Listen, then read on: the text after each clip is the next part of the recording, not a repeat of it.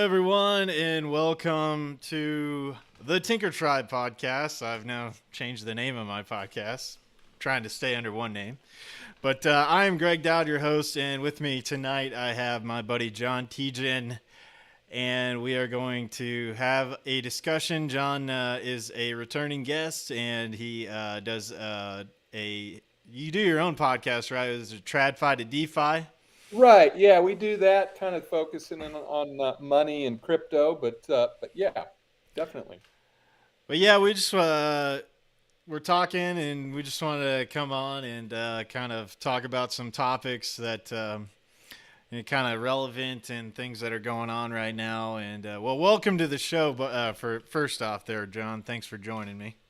Hey, no problem. Thanks for having me because it's been probably at least a year since the last time I was on. Maybe some probably lots happened since then. Definitely for me, and I really always it's a long format show. I'm used to doing little 30-minute podcasts, so this is more kickback.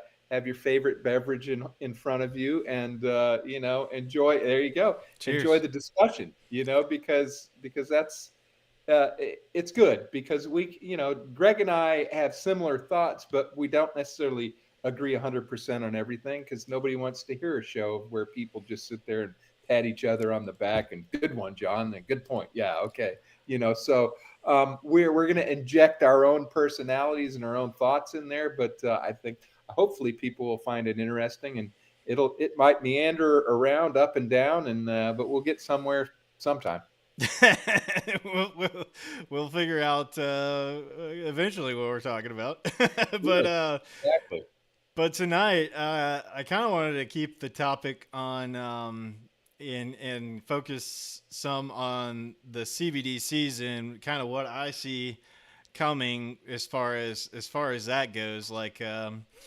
And I have a video that I wanted to share with everyone getting kicked off here. And it's from a person on Twitter that his handle is Song Ping Yang. But something kind of a little bit alarming is going on with all this.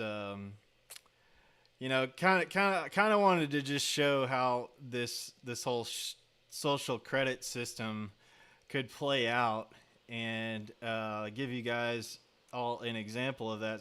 So can you see that's the screen there, John? Yeah, I can. It's the bottom of it. There you go. Roll it up. There you go. Perfect.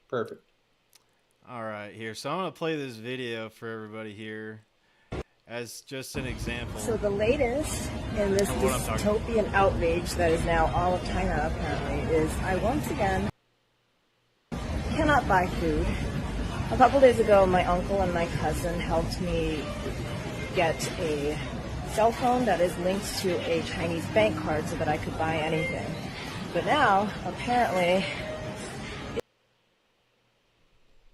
and it has been flagged for some reason, and I have to pass facial recognition identity verification, which is insane, because all I want to do is just spend my gift card balance on this debit card.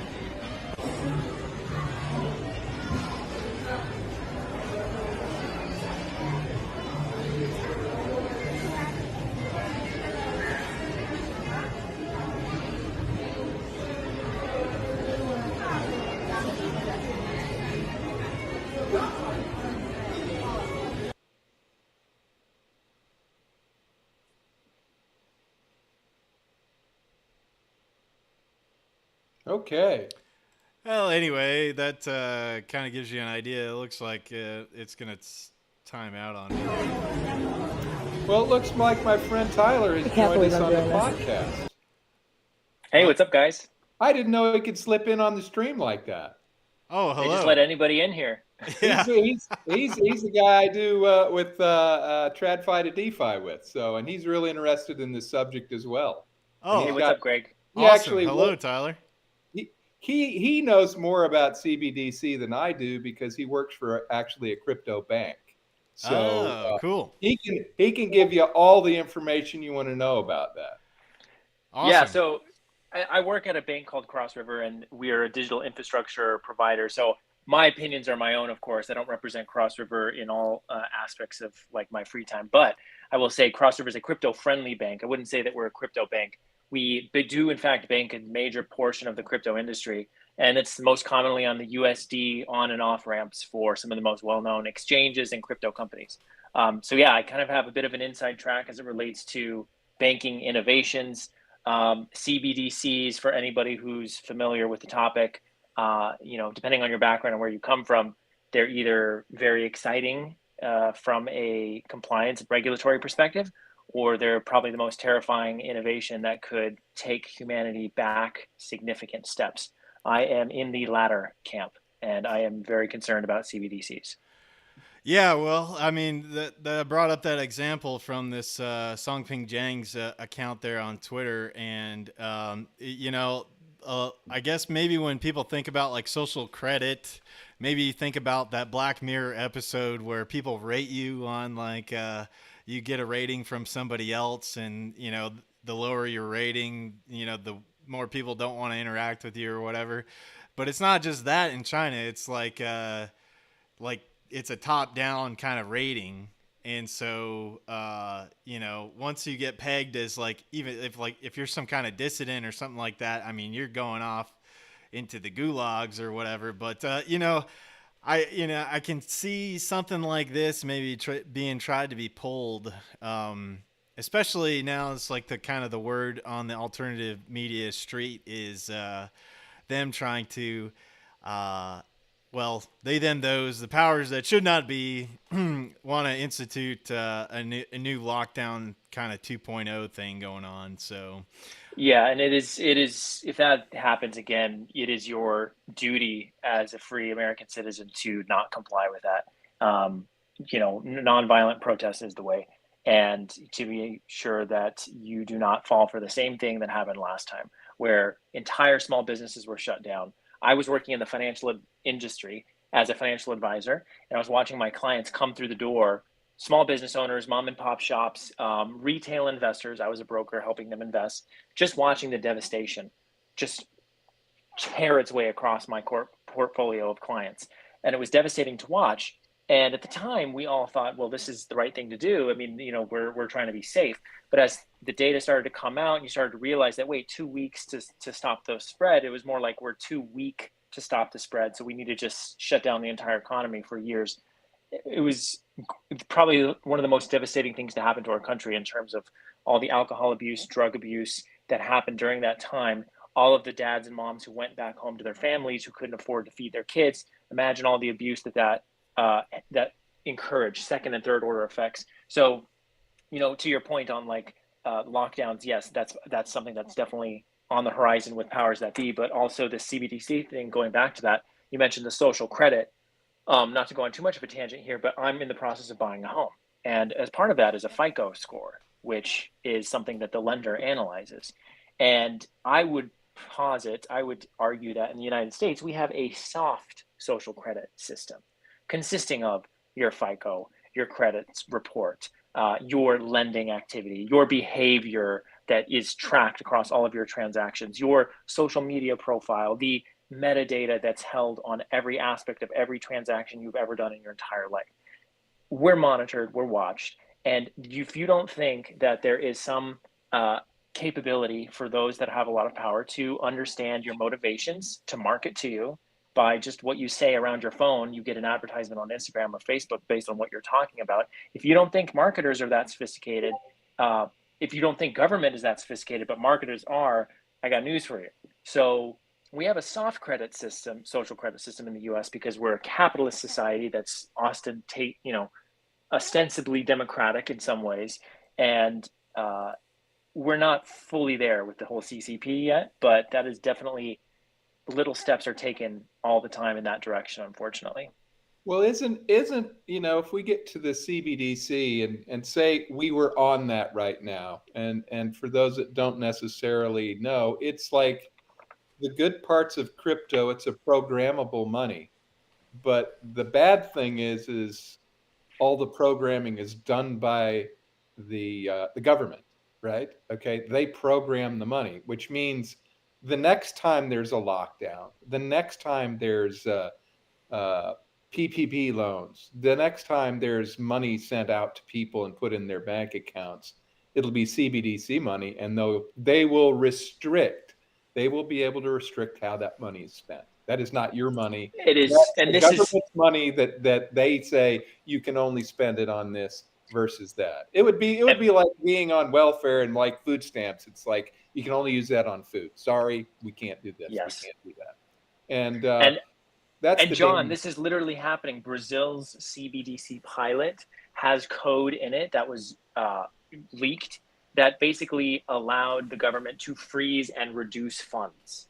It was coded in the actual CBDC. Mm-hmm. So it's absolutely ours would be too. Ours would be too, because of course it's a form of capital control. It's like, you think you're going to be able to take that money out of this country? No way. That will never happen. They will have enough control on it. That money cannot be transferred out of our banking system. It will not go to a foreign country. You can't take it to Acapulco and go on a vacation. It won't happen. That's the big danger. I feel that's a complete destruction of any sort of financial freedom we would have. Absolutely. It's the end game. If we get to a CBDC, guys, I can't emphasize it enough. It is the end game, because within the innovation of crypto has the seed of the most draconian surveillance state that has ever existed. Crypto has this ability to have an immutable ledger, a record that cannot be altered. It is not an anonymous transaction, but it is pseudonymous, meaning that you can't necessarily match an identity to it, but there's entire businesses stood up around helping people identify the people on the blockchain. But there are privacy tokens that don't have that same sort of functionality. And what's difficult about a CBDC is that if you give that power to the government, they have root access to the money in your pocket. Like, there is no cash option. There's no more cash option. The cash option has been a tremendous benefit for privacy in America, but that right has also been declining as more and more lower numbers of transaction volume get monitored. And so I know, Greg, I'm going off about the CBDC stuff, so I don't mean to interrupt your podcast here, but I am truly sounding the alarm on CBDCs, and people need to be aware of it. It is not something that you should ever allow your government to institute, because you will no longer be a free country. So here's the scenario, guys, that I've been thinking about is that, we're going into winter, right? Coming out of the summertime, going into the fall, heading into winter. Typically during that time, like, on the battlefield, if we're talking about like a different type of warfare, right? You want to like make your enemy desperate, or you want to try to like get them to a point where they're really struggling, and then you come in with some kind of solution. So that's kind of how I can see it going down, is like some kind of that might be what this whole lockdown they might try to pull off coming up here, going into the wintertime, and think about this, shutting Greg. down businesses. Because I don't really think that people will readily accept a central bank digital currency, like just open-heartedly take it. I think there might have to be some kind of event that happens, but I don't know what you guys' thoughts are. Dude, I love that you said that. So that's exactly what will happen, because what they'll do is it'll be free money at first. Okay, so think about, we all got a really low stimulus check during COVID, right? And it was abysmally low. It was a very tiny amount. Meanwhile, people's lives are crumbling around them, and it was barely enough to cover a couple of paychecks, right? So they'll give you helicopter money, just like they did. They'll turn on the money printers, right? And they'll offer it to you in the form of the CBDC. They'll say, great, so just here it is. It's in a wallet for you. It's got your name on it. Just put in your social security number here. Oh, now you have access to this wallet. Now you got this CBDC. So guess what? You get a lot more than you would have if you didn't want to accept it in the CBDC form.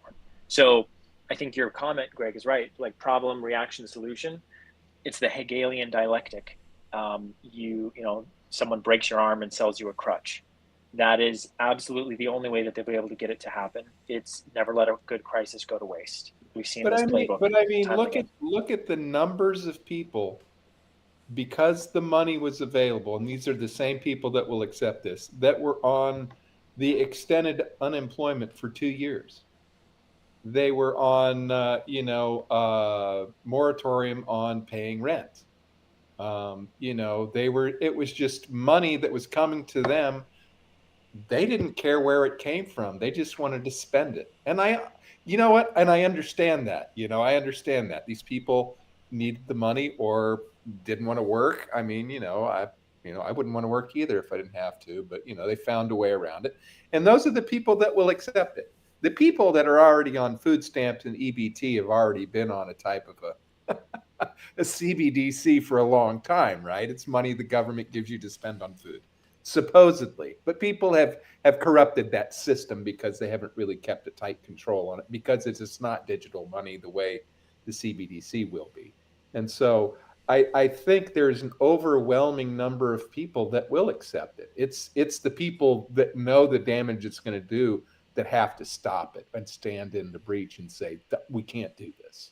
We can't do this. This is not, I don't care what kind of emergency you're going to call it. We can't do that.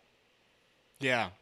Yeah, that's what I try to talk about on this channel, is to bring people solutions. So, knowing that this is a good possibility, like what kind of solutions do you guys see as potential? Like I always tell people, like, get into having some cryptocurrency as a hedge, have, some precious metals, have your ammo, figure out how to grow your own food, you know, certain things like that, potential solutions. And like what we've been doing with our local group is, figuring out how we can exchange value with each other, and, what everybody has that they're growing and being self-reliant and moving in that direction, and then figuring out how we can benefit each other through mutual aid and, commerce. Because I think the community aspect is super important. Like, I don't know, what are you guys' thoughts on maybe some solutions getting through a potential CBDC? Yeah, so I'll go first, and I know John has a lot of thoughts on this. So your podcast is called Tinker Tribe, right? Greg? Yeah, the Tinker Tribe So podcast. Yeah. I've been subscribed ever since John first appeared on your podcast. So Oh, I'm a cool. fan. Thank you. Yeah. Yeah, so your suggestions are actually spot on. My suggestions are get right with God and find your tribe. That's like the first two steps that you want to figure out, is because you need to have a reason for being around. You got to have a reason as to why you're going to fight a tyrannical government, and I say non-violently, of course. Find your reason as to why you want to be opposed to this CBDC. Why is it that you're against it in the first place? You obviously have some values that tell you that there's a higher power or there's a higher truth that you must be accountable to, not some earthly power. That's my personal view. I don't speak for everybody when I say that. The second thing is the tribe, and you're totally right with like finding a community to exchange value. That's why I created TradFi to DeFi with John, which is our community, because we needed to exchange value on crypto. I was trying to break into the industry. I had some knowledge, but I wanted to get better. And John and I found each other, and we said we want to help people, and we've helped dozens and dozens of people get into the industry, learn about it, get some exposure to crypto. It's a small community, but we're dedicated and loyal to our crew. And that's what I think is important. Like, understand who your neighbors are, get close to your family, try to move to a part of the country where that you have some safety. The list can get very long, right, Greg, as you think of like, what should I do? Guns and ammunition, of course, in a doomsday scenario. Yeah. Yeah. But I think sustainability and farming and things like what you and John talked about last time is very important as well. Yeah, it's a tough, and we don't have a timeline when this may or may not happen. Could it be in 6 months, 6 years, or 60 years? I don't know. The government will try at some point. And yes, all of those things, being food secure is important, obviously. By the way, Tyler, Greg was one of my first customers buying a cow, so he's nice. He's a star, and big supporter of that. With all the what lab grown meats and whatever they're putting in the CAFO type animal farming. Eat the bugs. Yeah, Eat the yeah. bugs, I don't Greg. want to go in that direction, and I want to support folks that are, doing that. So Well, and that's Yeah. why John has his head screwed on straight, because you talk to some people in crypto and they're off in netherworld talking about, frog JPEGs, whereas John has his feet planted on the ground.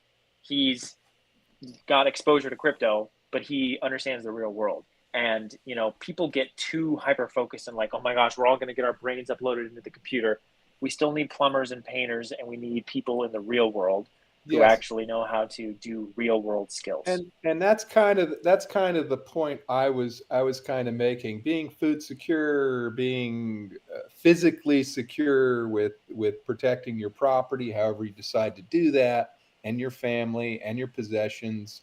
But until the doomsday clock ticks down to whatever it is, and whenever that happens, I still think that we can take advantage of the system that exists right now and try to get financially secure to the point of, because like I'm very fortunate. I own my farm. I own the house I live in. I don't owe money on it. I owe taxes.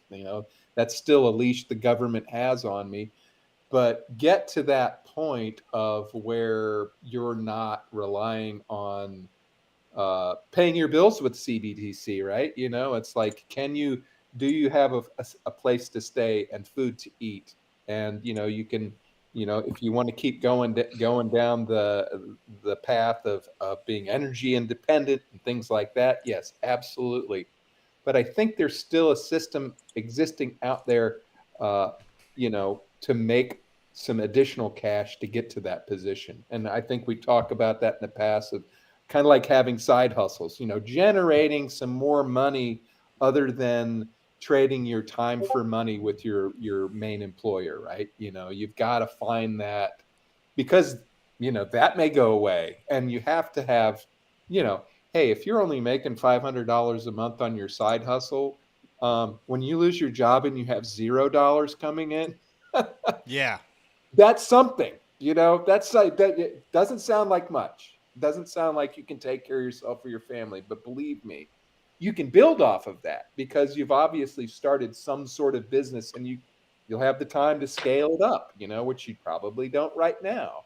And I think if I were to give people advice, because sometimes when you go down the prepper rabbit hole, people just start rejecting anything attached to the current system. And it's like, take advantage of it while it still exists.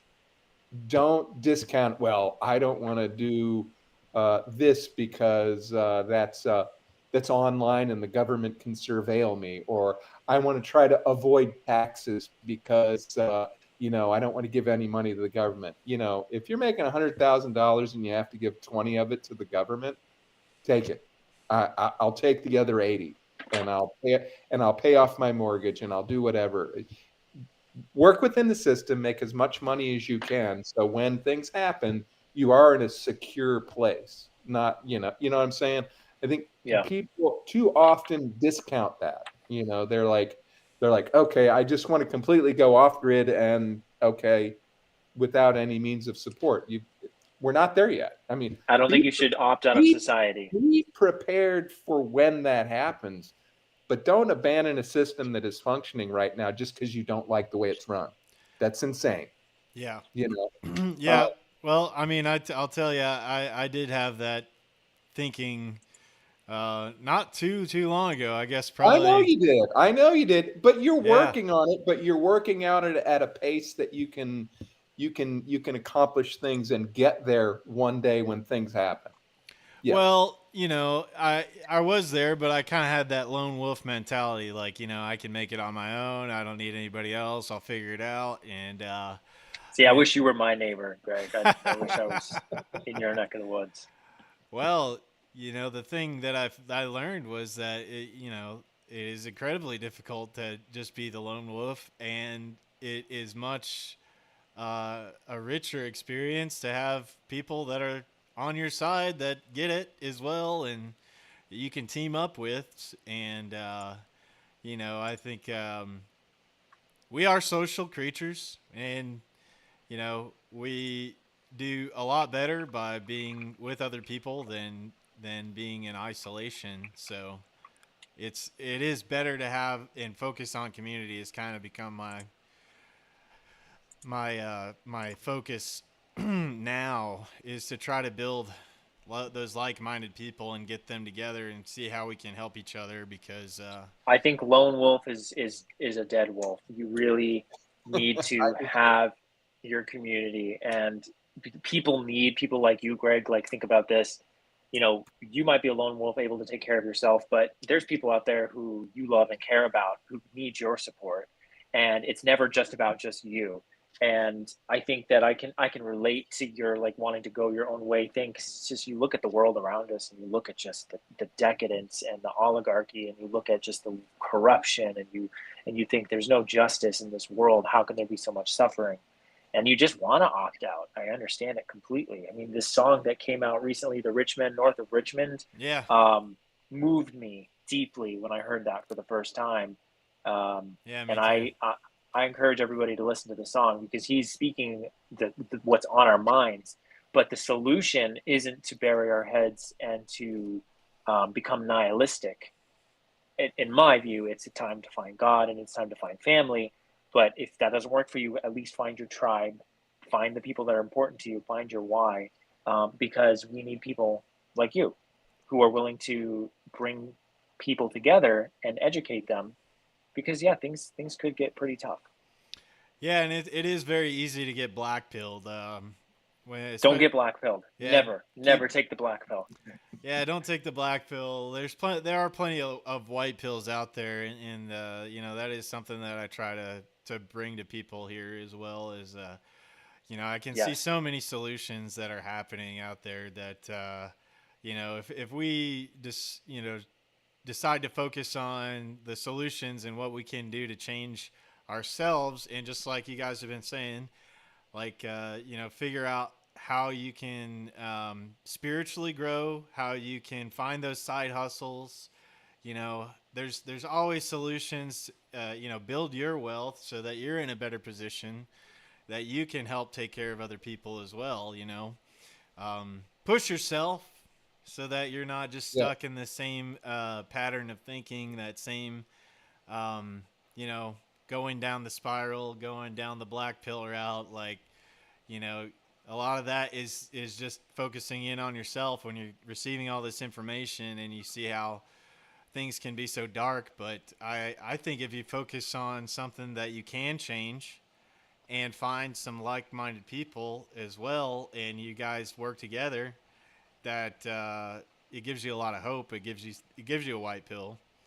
And finding other people that are similar, like traveling to conferences and things, is a way that I've met some really great people that are doing really cool stuff, and they don't accept that the black pill. Like, they're working towards creating a better future. So there's plenty of those people Yes. out there, but I think we can't get trapped in, like, seeing all the information coming in and getting overwhelmed and getting in that fear state where fight, flight, or freeze, and a lot of people may freeze. But I think just doing one thing every day to improve, that's, don't let it get overwhelming. Just start improving every day, doing something.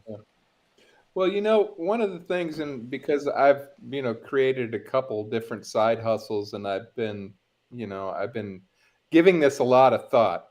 And some of the things that happen when people start to create a side hustle or a business, even if they just want to start their own business, and they take that that advice of, hey, do what you love, and it's like, well, that's a great idea, that'll keep me motivated. I really love to do this. But if you really want to make money and you really want to create a business, you've got to do it a little bit different than the way most people think. And I always love using this process in many different things, is start at the end state and work back to where you are.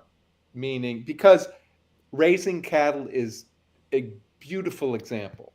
There are people like me, there's people like you, there's millions of people that would love to live on the property I have and raise cattle because it's wonderful. It's fresh air. You get some exercise. You get to spend time with animals. And, but the problem is too many people like to do that. And guess what they forget to do? How am I going to monetize this? They don't know marketing. They only love farming and they don't love marketing.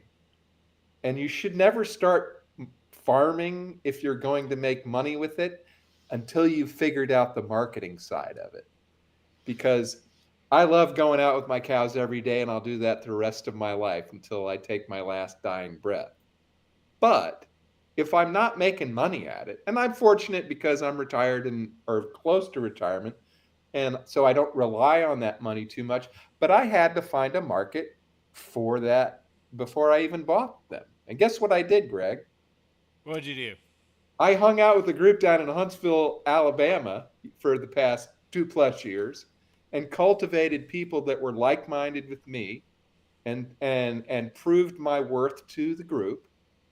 And it wasn't overnight, okay? It's been a couple years, but I put in the time. I love hanging out with you guys. We have a great time. But you guys are my first customers because you believe in what I'm doing. And so you've got to be able to do that hard work up front before you ever stick a shovel in the ground or ever buy a head of cattle, But that doesn't just mean farming. That means anything. You like to make things. You're a metal fabricator and you like to make stuff.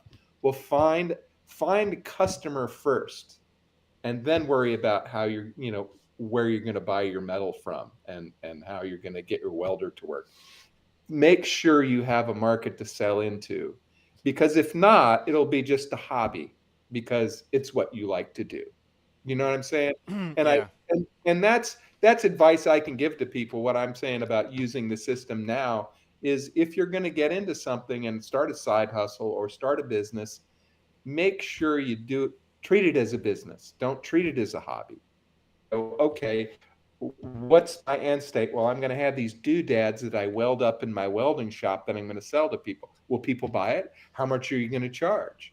How are you going to market it? Are you going to do it person to person, write an ad in the paper, be on social media? Are you going to sell on Facebook Marketplace? Are you going to sell it on Amazon? So figure all that stuff out. Not in great detail, but just test it out. It's like, well, yeah, this guy over here is making kind of stuff like I do, and he's selling it in Facebook Marketplace, and he's making a bundle of money. I think I can do that.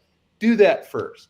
Then go back and be creative and make what you like. You know what I'm saying? And I think that's one of the biggest failures I see to people that are trying to make a little extra money is they go, oh, well, I love crocheting, and I crochet scarves and socks, but nobody wants my scarves and socks. Right. But I love doing it, right? That's where that hobby has to become a business. And I'm not saying you need to get an accountant or even create an LLC or anything like that, but treat it as a business. Now, if you want to do it all for cash because you want to avoid the tax man, make sure that there's people willing to pay cash for what you do. I'm not saying, right. I'm not giving tax advice, and I'm not telling it not financial advice, folks. This is or federal income tax advice, but figure those things out. Take a real business approach. And I've been fortunate to work in finance for a good part of my career and see how all these things work. I used to be a credit analyst. Somebody give me their financial statements, and I'm like, is this guy creditworthy? Does he run his business professionally? Does he have all of the ratios that he should for that type of business?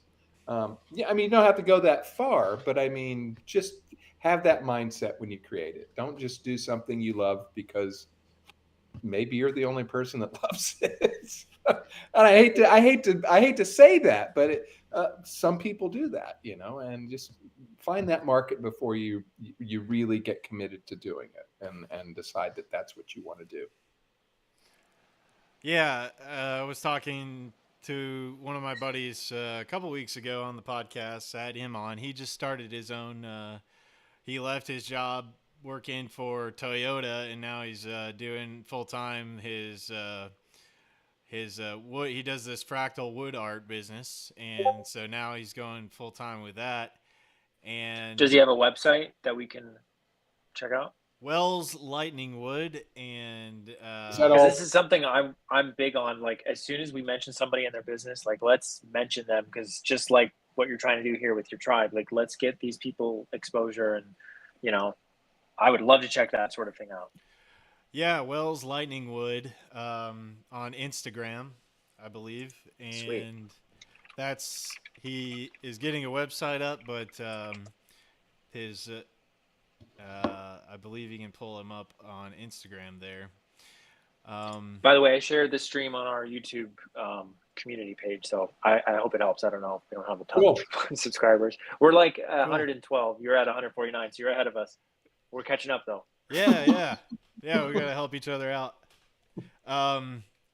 Yeah, that's one of the things on doing this content is like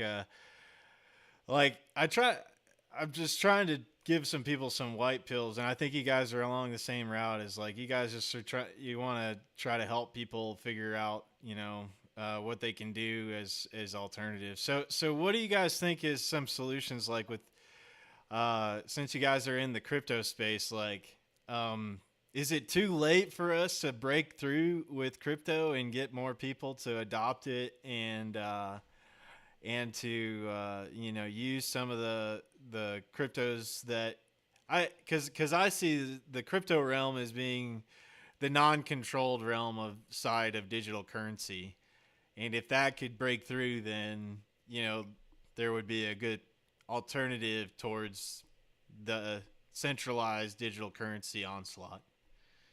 We talk about this a lot, don't we, Tyler? It's like our main agenda. The main focus. Yeah, I mean, we talked to Daniel last week about this, and there is there's a couple of things I wanna say about that, and I think and I may be proven wrong, and I hope I am, for crying out loud. I hope I am. A lot of people a couple of years ago were talking about Bitcoin, and the phrase that kind of bothers me is we're creating generational wealth, that the people that buy Bitcoin now are going to secure the future of themselves and their families for the next couple generations. Basically, we're all going to get rich, right? That's code word for we're all going to get rich, generational wealth, so I hate that buzzword. Well, I think that's kind of, I hope that's kind of being pushed out of the space, and people are getting serious about use cases and how we actually use this and what's a realistic expectation. If you should, and we talked about this last week, you should be in this because you want that technology to be available in a positive way for society. Now, if you make money at it, that's great. But if your only motivation in the space is to become rich, it's probably not going to happen for you, because you're going to fall for a scam. You're going to fall for something that is not going to be good for you or the experience. And maybe Tyler can talk about the mass adoption and some of the things that have to happen before we actually have it as a near money.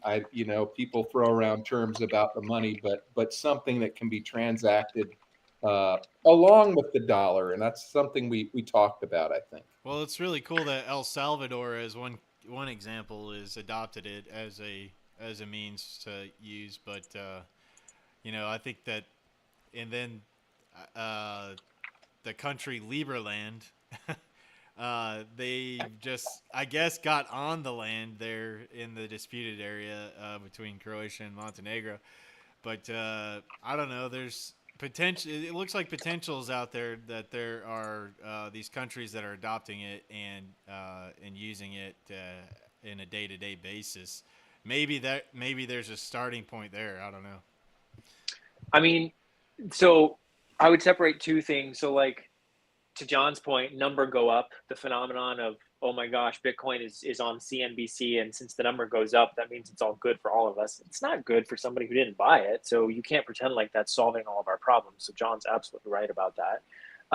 So we try to solve that problem with education, helping people understand what is it that makes Bitcoin interesting in the first place.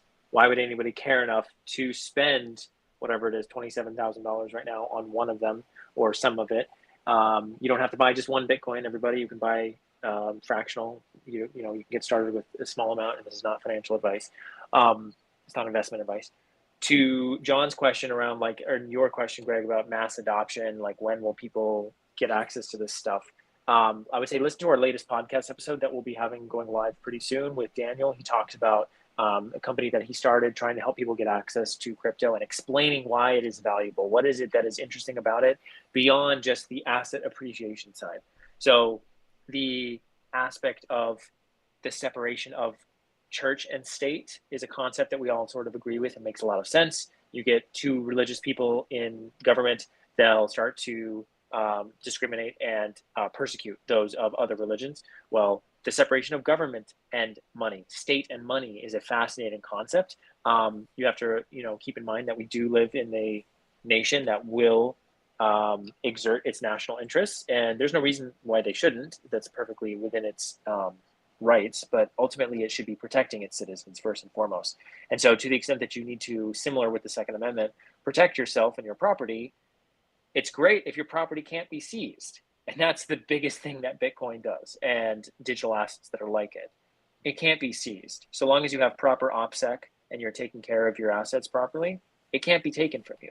And so there's precautions around that, though, to understand. And so this, again, goes back to my point again about education. Yes, you should have some exposure to these digital assets, not investment advice, but you should also understand what it is about it that makes it so special.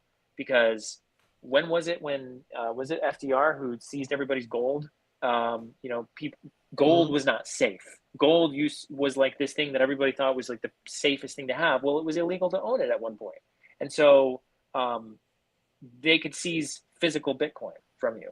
They can't seize information in your brain, or if you have a multi-sig password, which is kind of complex topic, but it can't be seized. It's code, and it is validated by the network and immutable and cannot be changed. So that is, I think, like an education piece that has to happen. But the reality is this: not everybody's listening to the Prepper podcasts. Not everybody's hanging out in our podcasts. Not everybody needs that or wants that. In fact, there's just regular people who are just trying to hold a job. Okay, so how can crypto help them? Well, there's a lot of things. We made a blog post about it. I'll try to find the link and send it to you. It's about like the 7 or 8 things that need to happen before people can learn to access crypto in a safe and compliant manner. One of them is this regulatory stuff has got to be sorted out. The regulators are basically trying to shut it down any chance they get. It's free speech, it's code, it's something that we think people should have the freedom to interact with and associate with other people who interact with digital assets. The USD on and off ramping situation needs to be better. The experience needs to be better. This is what I'm personally trying to solve at Cross River and the work that I do. Again, not speaking for Cross River, but helping crypto businesses get access to banking is another thing that is so vitally important. And then, education, I've talked about that already. But then also just a lot of this, just terrible business models, Ponzi schemes, scams. There's a lot of scams, in crypto. Filled with this space, and it's horrible. And the industry needs to call it out first. Like, somebody in your family is causing trouble for other people, you bring them aside and you say, hey, look, that's not how we do things. Well, the crypto industry did not do a very good job about keeping scammers out of our industry. People like Do Kwon and people like SBF, these people should have been stopped at the door when they tried to come into crypto. But the problem is they looked a lot like some other people who are more reputable. And so there needs to be a little bit more of our own self-policing in the crypto industry. Until those things changed, I gave a short list of like 5 things. I think we're still not there on that mass adoption moment that John and I are hoping for. And that's why we created TradFi to DeFi, because we believe the traditional finance system is transitioning to decentralized finance and these crypto asset opportunities. But we're kind of the continuum and the pendulum swings back and forth with the market, unfortunately. Lots of gray area between those two, and it's not going to be resolved. And I mean, when you're talking about that, Tyler, and about separating the state from the money, wouldn't it be wonderful if we could rewrite the Bill of Rights and have that written in there, and that people's money belongs to them, period, end of story, and that, that control. No ifs and or buts. Right. Yeah, exactly. And so there's some difficulties with the technology. I'm the token boomer in most groups, and my generation, Lord, we're still trying to figure out email sometimes, so in talking about, seed phrases and wallets and stuff like that. I mean, it's just kind of going over their head, and we'll be gone in a generation. So not a big deal there. But we still hold quite a few assets. So I think it would be smart if you can convince a boomer how to use it, you can convince anybody. And there's no excuse. That's kind of the litmus test right there. Yes. Well, shout out to my buddy Robbie Olson that's hanging out there in the chat. Hey, what's up, Robbie? He's one of the guys that I helped onboard onto crypto, and cool. No, and then he lost 4K. He lost. Robbie, my brother, hang in there, all right? We've all lost 4 or more. We've all been there. If you've been in this space for long enough, I always like the whatever that meme is, like people just entering crypto, and then people that have been there forever, they're just like stoic and holding firm. But that's one of the things that I think is so true. That is one of the things that I think is a big challenge on onboarding people, is just like you're saying, John, is that people have to take their it into their own responsibility for the security of those assets and things. And I remember one of the guys that I onboarded, and I'm big into using privacy coins. So whenever I can set up some kind of transaction using privacy coins, I try to set people up with that and do that. What are the tokens you use? What are the coins? He paid me. If you mind me asking, you can't tell me that. he paid me in Monero. Nice. Yeah, so Monero is Monero is what everybody thought Bitcoin was supposed to be. It's people need to understand Monero, that's for sure. Yes, I am. I like using that because it's one of the more established networks, and it works, and the transaction fees are low. And, that's, I guess one of the things that I could see to help with adoption is to offer whatever services that you provide in crypto. And, if we can keep and exchange value using crypto and not have to move back into fiat, because I can see, like you're saying, Tyler, that getting linked up with the financial system is cool, but like I almost feel like that's the cutoff point. That's the choke point for crypto. It absolutely is. In and out. It doesn't of the have to be system. explicit. It doesn't have to be explicitly banned. You can just cut off all the access, the gateways. That's what the regulators are doing, in my opinion. Again, just speaking for myself here. Yeah. It's definitely something that you need to be mindful of. My hope is that regulators will come to realize that they can make a heck of a lot more money regulating it safely than they can trying to just close it off and seize people's digital assets. Like any mafia, it's so much better to take a cut of the coke that's going through your territory than it is to try and seize it, because you stop the flow of the drugs. And just money is the same. found out about that. Yeah. The CIA figured that out, right? So do you think the government won't figure that out at some point? Of course they will. They're already taxing capital gains and digital assets, which fine, sure. I get it. I don't believe in taxation, but I understand why. And so sure, you do need to make sure that some people who need to get access, they don't know how to get access to crypto without going through that process. But to circle back to your point, Greg, about getting paid in this stuff, if you can offer goods and services in and get digital assets, that's a great way to support and stay within that ecosystem. In fact, if people are always like, well, how do I get crypto? Where do I go buy it? My first response to them is usually like, well, wouldn't you rather just earn it instead of having to buy it? What if there was a service you could offer and get paid in it? Absolutely. Absolutely. Like, even if you're selling something on Facebook Marketplace or whatever, then, Right. just we take Bitcoin. we take crypto. Yeah. I take crypto. I love, there was a sign, it's just a meme. It's like, I take, weed, silver, mushrooms, crypto, ammo, all this kind of stuff, as barter. And, maybe it might come down to that, guys. Like, I don't even know, but, Well, so it's like I have an ammo guy, and like I just call him up. He's ex-Marines.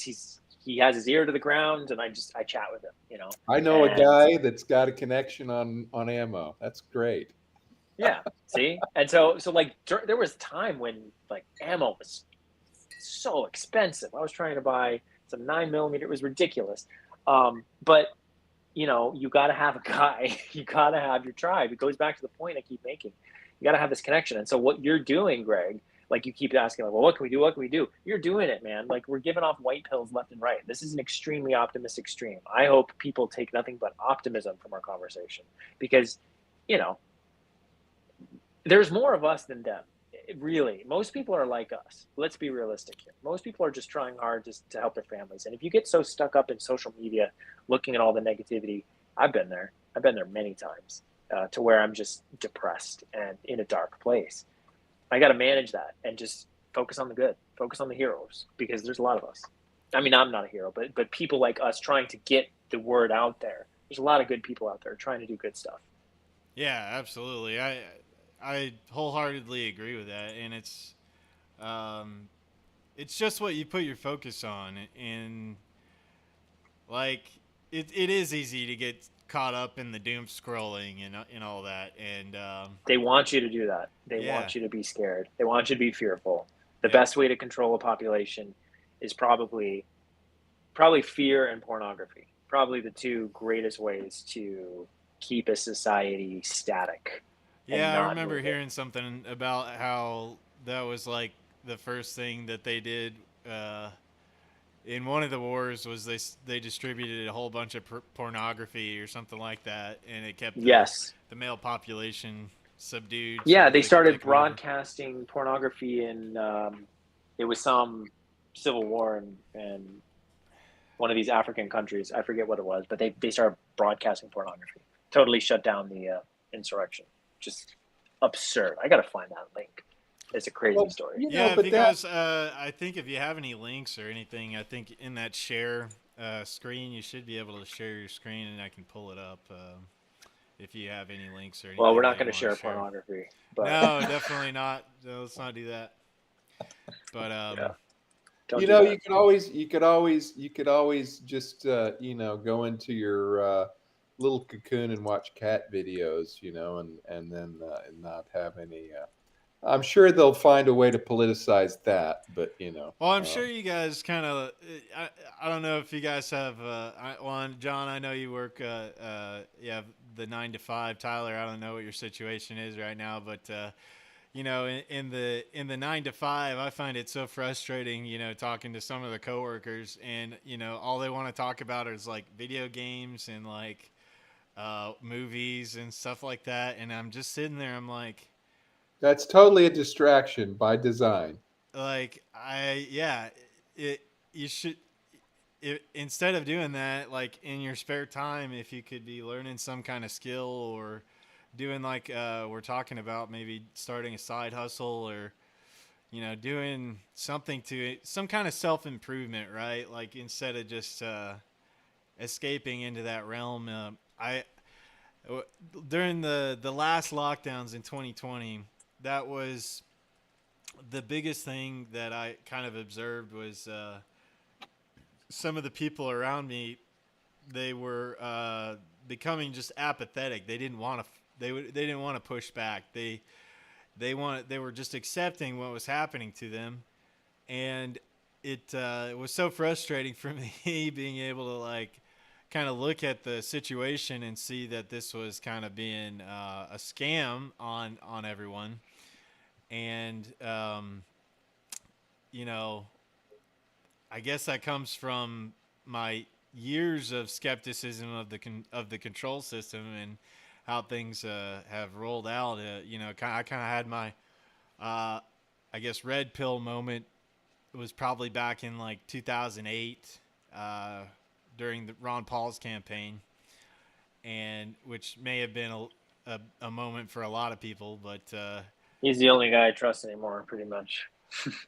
yeah, it was like the only politician that was actually saying something that was worth a shit, and um, so I've had that for a long time, and what I struggle with is trying to get a message across to those folks, and the best thing that I can find, or I've kind of come to realize, is like I don't know if any amount of talking will really get their minds open to what's actually going on, but maybe it's more of you have to demonstrate the better way.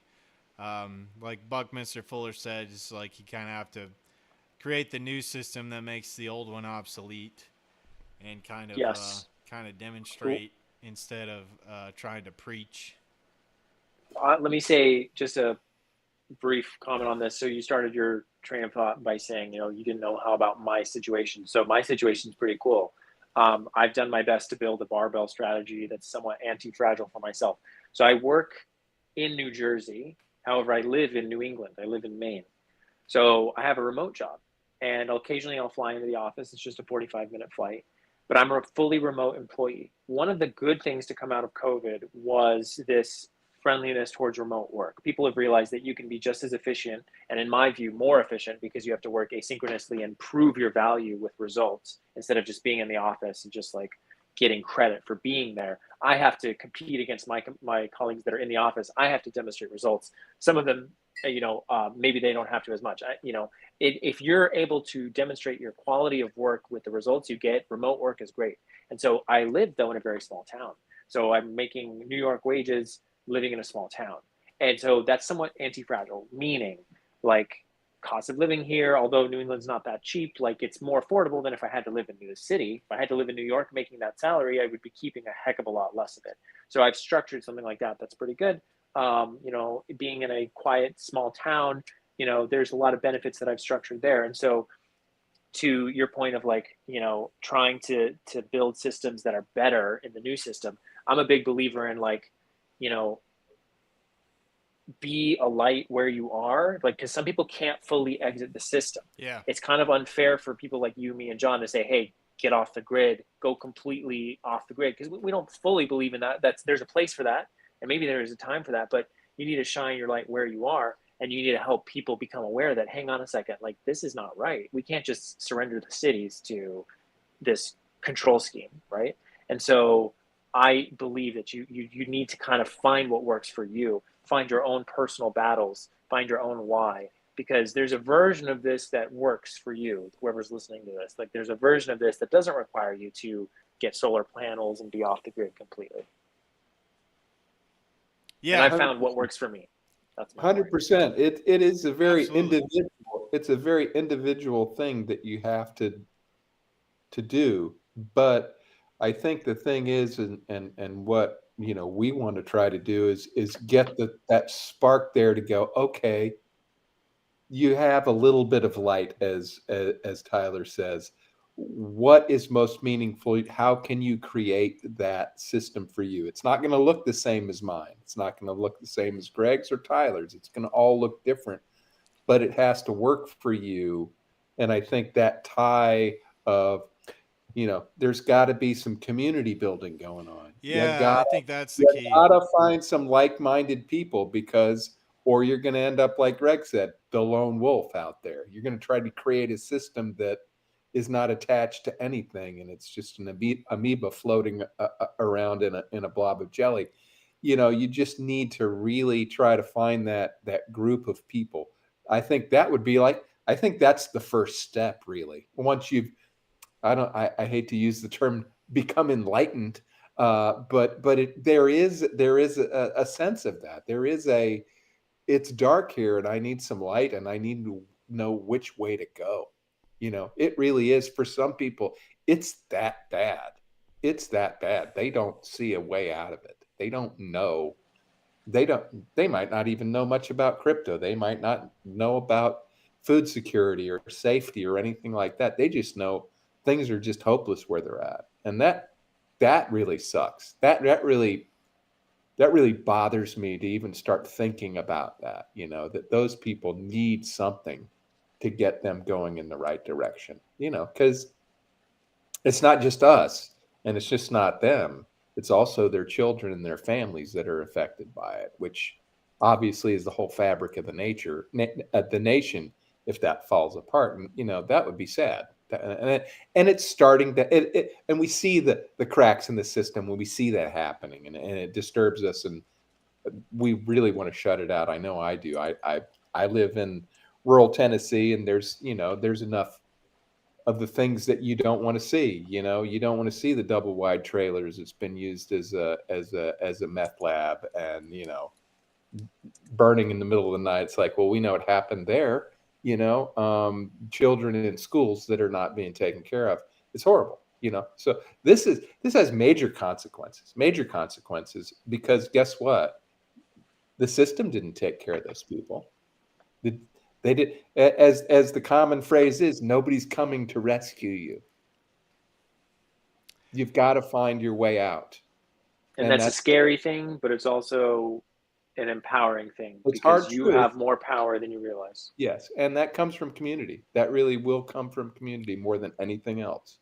Yeah. So I like what Tyler was saying. I mean, like, to get yourself in a good financial situation can mean a ton. And, John, exactly what you're saying. Like,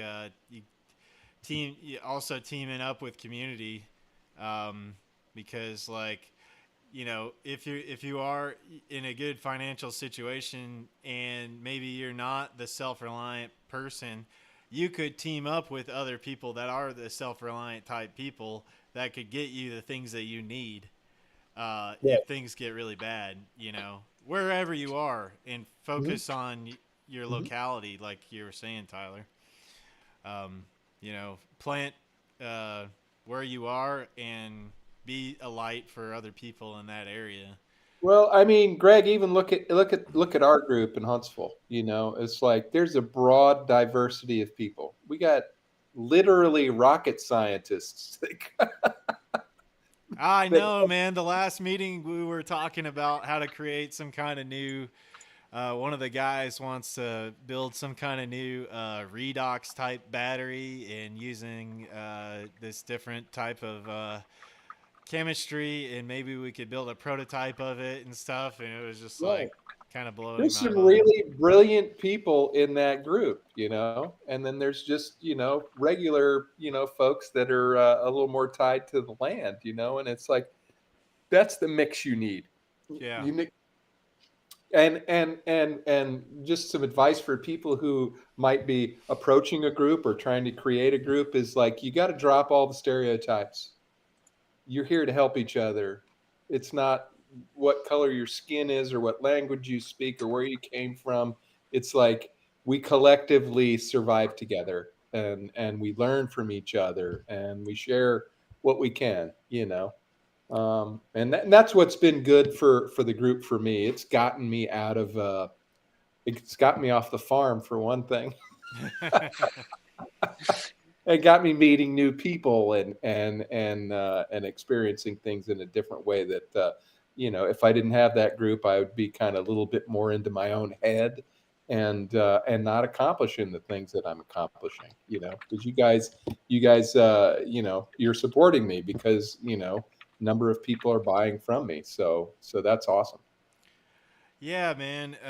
That's the whole thing that the goal of that thing was, back in the beginning of the lockdowns, Derek Bros and John Bush did the Greater Reset activation, um, kind of a virtual conference because not everybody could meet up there where they were doing it at the time. But yeah, it was just me and one of my other buddies, and we said, hey, we got to get some kind of group started, man. It's like we got to get this going, and that's basically how it started. Is we just put ourselves on the Freedom Cell map. I just put myself on the map, and then I had somebody that was also on there that we were not close to each other in range, but one of the Frank from our group reached out to me, and then we met together, and then we decided to do some kind of meeting on a monthly basis, and then we got more and more people involved as time went on, and just kind of grew into where we are now, and we want to keep working to help each other, and if people come and join in the meetings, that's great. That we can figure out ways. I wish I could join. Well, and one thing you can join our Telegram chat. So no, John, send me the link. I want to do there's about 4 or 5 different channels for agriculture, for this, for that, where we have all sorts of stuff. But one thing that has worked for us now, when you get a group of like-minded people like that, you're going to agree on quite a few things. But one thing, although we talk about it, it's not a driving force of our group. And it's something Tyler and I agreed on very, very upfront when we started. This is not a place where we just talk shit politics the whole time. We want to get something done. Yeah, absolutely. We all know what's wrong with the system. We all know what's wrong with the system. Let's try to go in a direction that's positive and not just shit talk who's the president or who's running for this or whatever. I mean, we do that a little bit, but that's not the focus of the group, right? Because a lot of the people in that group were originally started out as a Ron Paul group, right? I know that's where Frank came from. Well, I mean, didn't they? Like Frank and his wife, Charlotte, they were in the local libertarian group. Right. And that's where they were frustrated as well, was that there was a lot of talk about politics and just bitching about all the problems, but nobody was doing anything to either help themselves or change things in a local level. And so that's why we wanted to make something that was focused on mutual aid, so that that would be kind of our main focus in trying to share skills with each other and provide mutual aid as a community, as a way to build community, because we've been kind of stole this from one of the groups in Tennessee, but they do the events called Get Shit Done Days, and it's where everybody gets together. If somebody's got a project going on or needs help with something, maybe they need to organize their barn or something like that, we put the call out, and then whoever can make it, we come out there and help them out. And usually the person that hosts will have some kind of meal or something for them, or just have fellowship time or whatever, or alcohol or whatever. And have a good shit This done is day. so encouraging. This is like such a white pill, and unfortunately, I have to run, so I'm going to have to conclude. But my concluding thoughts to you, Greg, are just thank you first of all for letting me just crash your podcast. Yeah, Sorry, man. Thanks for coming on. I love what you're doing. I would love to come back again sometime, and we'd love to have you as well on our podcast. Yeah. And just my biggest thing is just take the white pill, man. Just there is so much to be hopeful about. The world is a beautiful place. We're very blessed to have it. And don't focus on the negativity. That's my message. And I try to spread that with everything that I do. And so if there's a way I can help your audience, if they have questions, they're welcome to reach out to me at Tyler Sherwin on Twitter, or reach out to John or Greg. Find me on Telegram as well. So that's what I have to say. I'm going to jump. But John, thank you for sending me this link. Awesome, Greg, man. thanks for letting me hop in. This is great great. surprise. Yeah, Tyler, thanks for joining, man. And could you say what where people could find you one more time? Yeah. So on Twitter, at Tyler Sherwin, SHERWIN, and you can DM me there, and then I'll send you a link to our Telegram for the crypto community. All right. Excellent. Thank you. Bye, Thanks, guys. man. Later. Thank you. Surprise, huh? Yeah. That's cool. He's a really cool guy. Yeah, Tyler's a good guy for sure, for sure. And I hope I'm not losing my signal here. Okay, we're back up and running. But yeah, we've been. I guess I formed the group about the same time I started with with the Huntsville group. So I mean, it's kind of all evolved for me in the last couple of years. So I've been kind of going in those two different groups. So it's kind of cool to have it merge on your podcast, man. So it's awesome. Yeah, man, that was good. That was a good conversation. We kind of got into a bit of a discussion before we came on to the podcast Yeah. tonight about like you.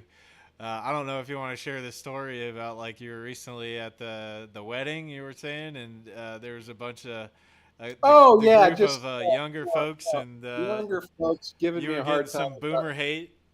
getting some boo. But it, but But I think as that is an interesting thing to talk about because it's kind of that divide between the younger people and the older people. but it's almost it's not cloaked in hate. It's just cloaked in ha ha humor.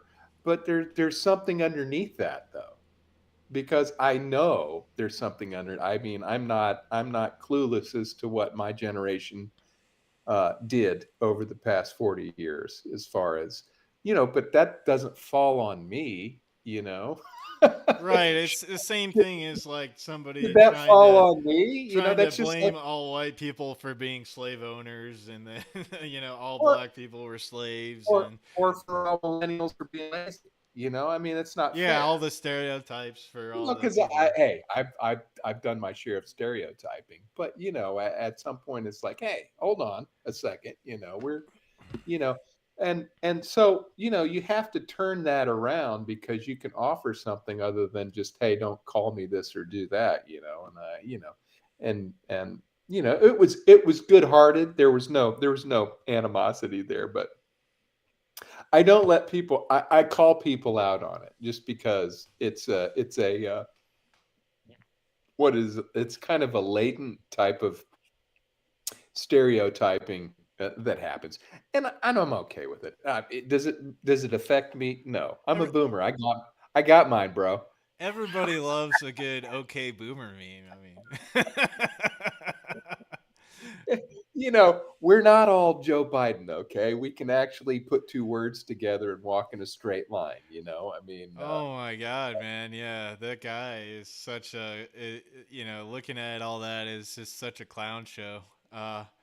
it's unfortunate that It's that fun to that laugh is, at a lot of times, so a lot of the things that he does, but because that's all you can do. That's all you it's can do. it's Because if you extremely think about it, sad that that's what this country is. It's just this. yeah, I mean, you have to laugh at it, because if you don't, it becomes very sad. I mean, regardless of what you think about the man, he is a man, and he's in serious decline. I mean, nobody in their right mind is gonna say anything different. And that's sad. That could be my parent. It could be.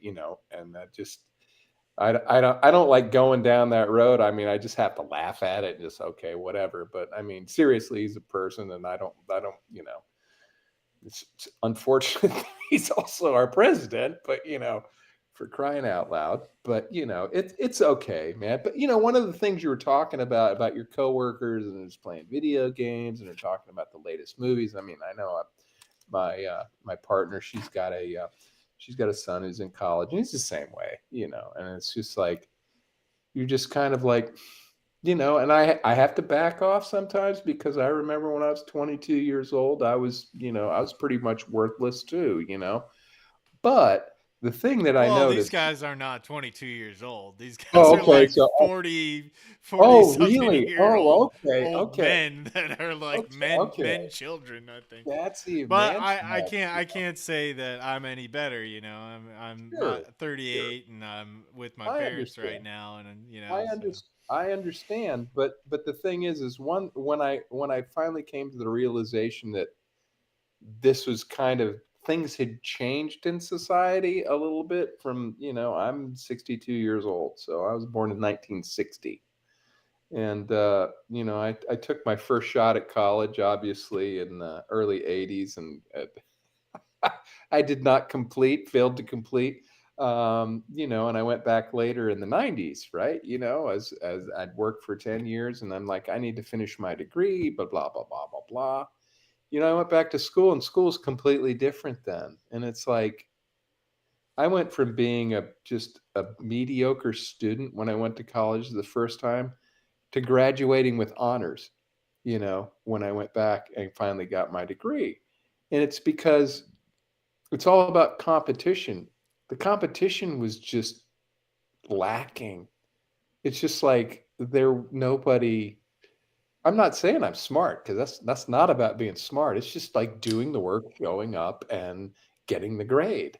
And it's like, and just the average student wasn't even. And that was in the 90s. It's got a million times worse now. It's a million times worse. I just saw a news article in Portland, although this happened even in Tennessee. It's like, you are not allowed to give a student a 0 on an assignment if they don't turn it in.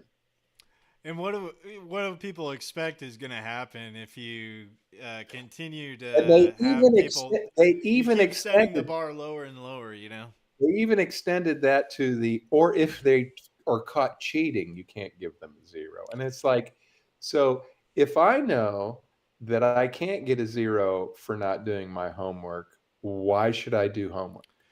It's Marxism. It's trying to create, you know, this equality, I guess, of outcomes. And you know, if you know this person over here can't reach the same Well, height no, as no, this other no, no. person.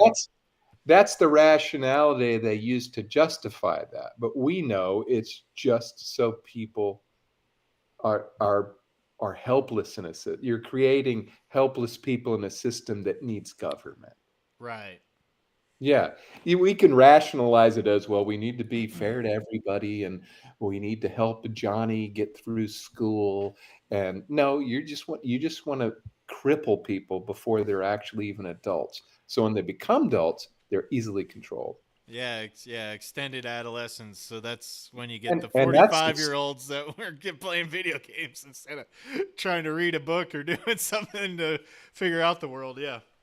exactly. And that's kind of what I see that is really crippling people, or crippling society, and seeing that kind of continue. And there's no doesn't seem to be any limiting principle on that we just keep going further down. And it's like, are you serious? They're actually doing that in school now? Yeah, they don't have to turn in assignments if they don't want to. It's like, what? I mean, because, hey, I grew up in the 60s and the 70s, and it was just, you had to turn that stuff in, man. It might have been crap, but you had to turn it in, and Yeah. you had to get a grade on it, because and even in my generation, it started fading out towards the end. Nobody ever got set back a year in school. Nobody had to repeat a grade. They did when I was in grade school. That happened. If you did not meet the mark, you were a whole year behind. You were shaven when you were in the 8th grade. You, because you didn't meet the standard for going to the next level. Then, that no child left behind fixed that and ruined the educational system that way. It's like, we got to find how are we going to get Johnny into the next grade? We'll bribe him. We'll allow him to do whatever he wants to, just as long as he shows up to school and sits in his seat for that period, and we'll give him a grade and pass him. That's literally what it's come down to. Yeah, yeah, and so Robbie in the chat said just turning off the TV makes a huge difference, especially the mainstream news. I mean, so Oh yeah, yeah. so yesterday, I mean, I'm starting an experiment, John, with Mm-hmm. one of the friends that I met at the Makerspace, and Uh-huh. I'm helping him create a food forest on his urban property lot in exchange for Right. him letting me stay there during the week, and I don't Uh-huh. have to use so much gas money and stuff. Great. So started that on Mondays. So last night we were working on some stuff, and I had to come back here so that I could grab more tools and do the podcast tonight. Uh, but yeah, I'll be helping him do that. And last night, I was so worn out, I didn't have time to do the doom scrolling or any of that kind of stuff. So I just passed out, man, and it Good. was great. Good. That's awesome. That's awesome. But yeah, you wow, to learn, that's actually a skill, is to. And I tell you who because I was thinking about this about before the podcast today, and about what really I mentioned earlier about social media. It's like 98% of what you see on social media, and they call them influencers for a reason, right? But everybody's an influencer. Everybody's trying to get their point across and convince you to think and act a certain way.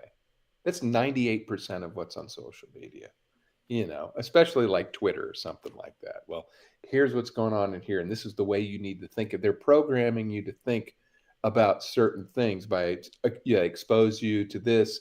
And after so many exposures, you start thinking that way.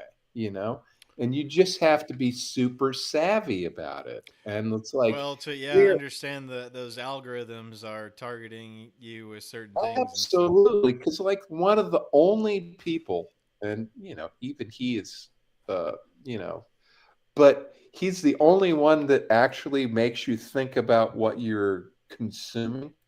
Is is Scott Adams? Do you follow him at all? I listened to one of his recent ones with Roseanne Barr, Yeah, Scott and Adams and and Roseanne Barr. and I mean, he has a daily podcast, but he basically goes through, and he's actually a trained hypnotist, and persuasion is his thing, and it's like what they're look at this. This is the way they're trying to make you think.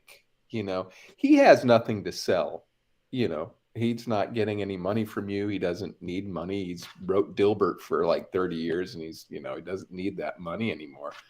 But he's like teaching you how to consume news, and when to call bullshit, and when to, when this person's trying to get a point across, and then, it's really helpful for me because there's just such a small percentage. And I know some of your listeners and our group in Huntsville like Jack Spirko, but you know what? If you listen to Jack Spirko, he's a trained salesman.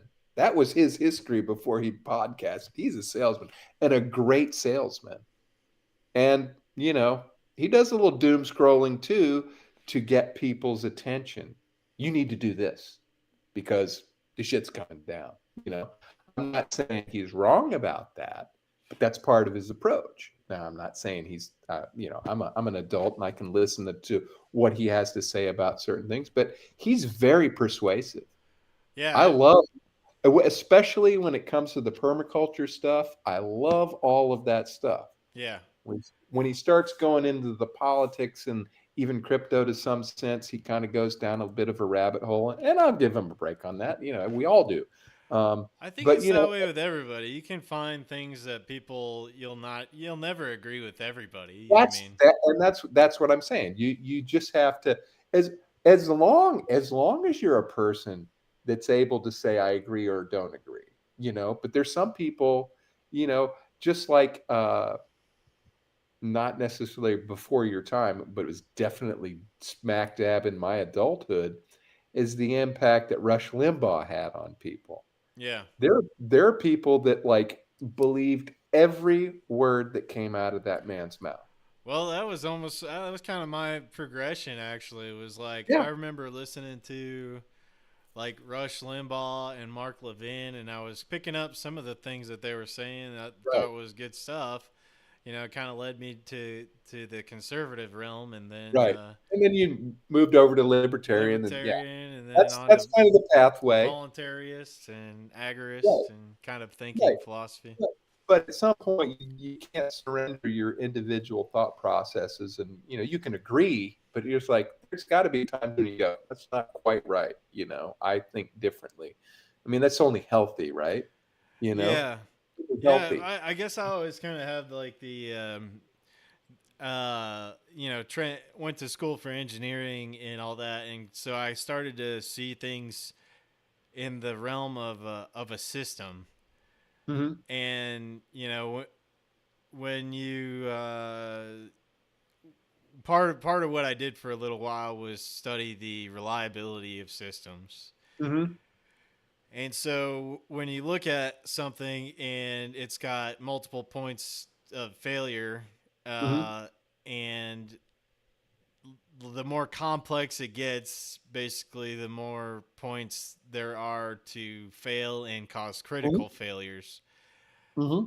And so, having that kind of thinking, and you look at, some of these things that are talked about, and you can kind of play it out when you're looking at it in kind of like a systems viewpoint, and you can see how it can just start to crumble in on itself because the system gets too complicated and too large.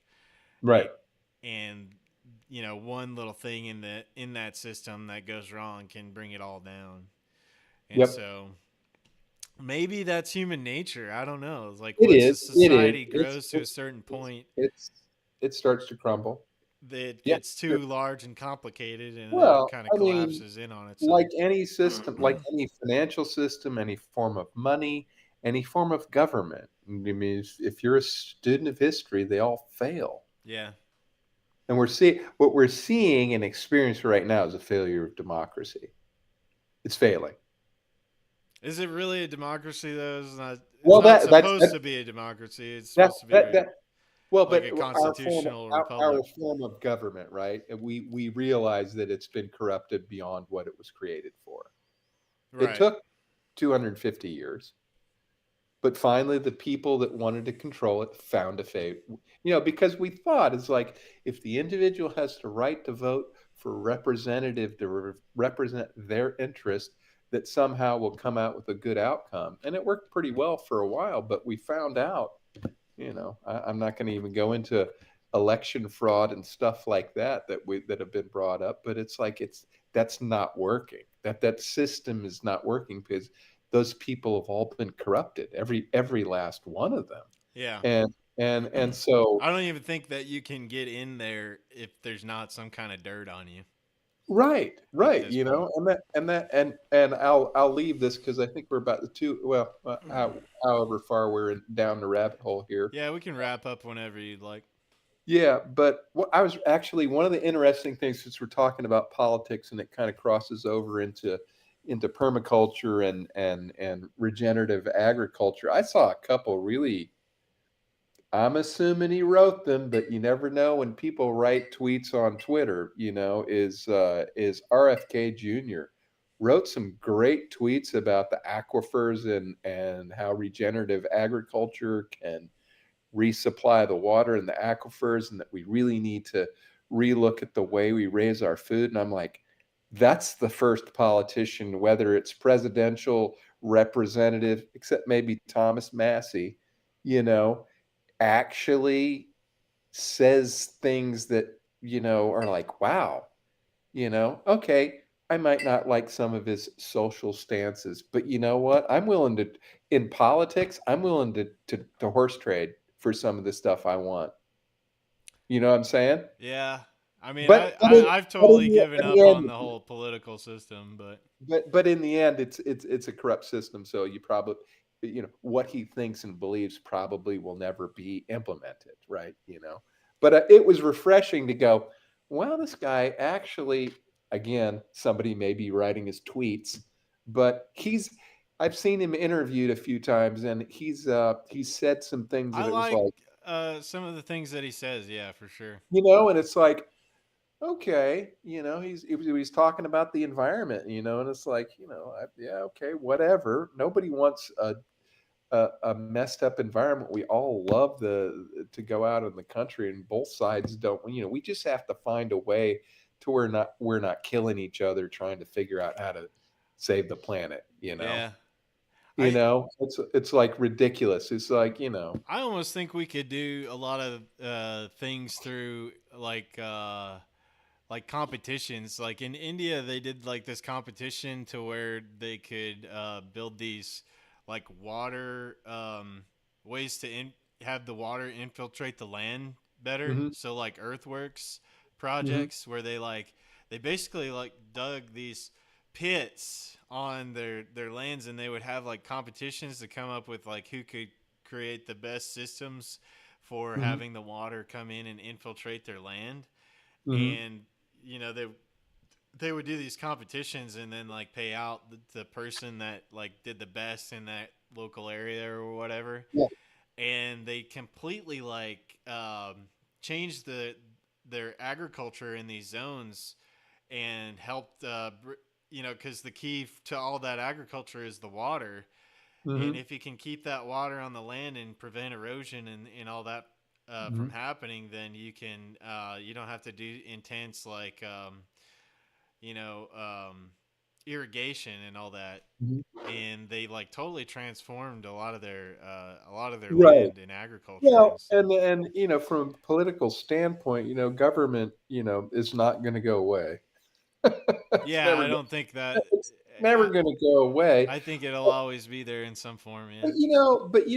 What the role I think it probably should play is exactly what you're saying, is providing incentives for people to fix things or to improve things or improve their own situation. Because I think there's the whole forgiving the student debt thing has come back up again, and they're going to be doing that in one form or another. And somebody goes like, the best thing you can do is give incentives to, because this happens basically in law firms and accounting firms mainly, and in some medical schools, where once you get a job in those places, they help you pay off your debt, your school debt, right? And it's like, why can't you provide some incentives for businesses when they hire these kids to say, hey, if you work here for 5 years, we'll help you pay off your debt, instead of the government just handing the money over and said, you're good, because nothing was learned there. There was no value created in society by doing that, but by somebody actively working for a firm for a number of years, the firm gets labor, the people get their debts paid off, as opposed to say, you're sitting on a couch over there for the last 10 years since you went to college and haven't had a job, and we're just going to pay you off. No, that's not right. Right.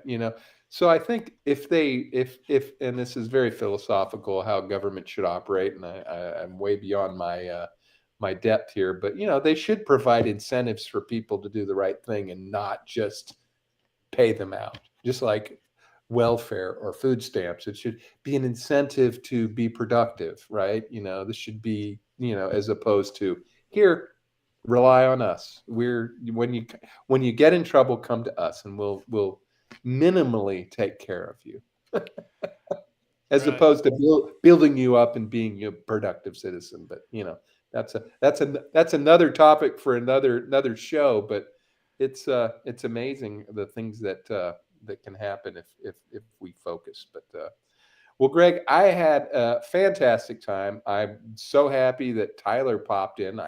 I sent him the link. I didn't realize he's going to show up on the screen, but it was a great discussion. I know he enjoyed it because it's something that we talk about from time to time, and it was really a great time, and time well spent.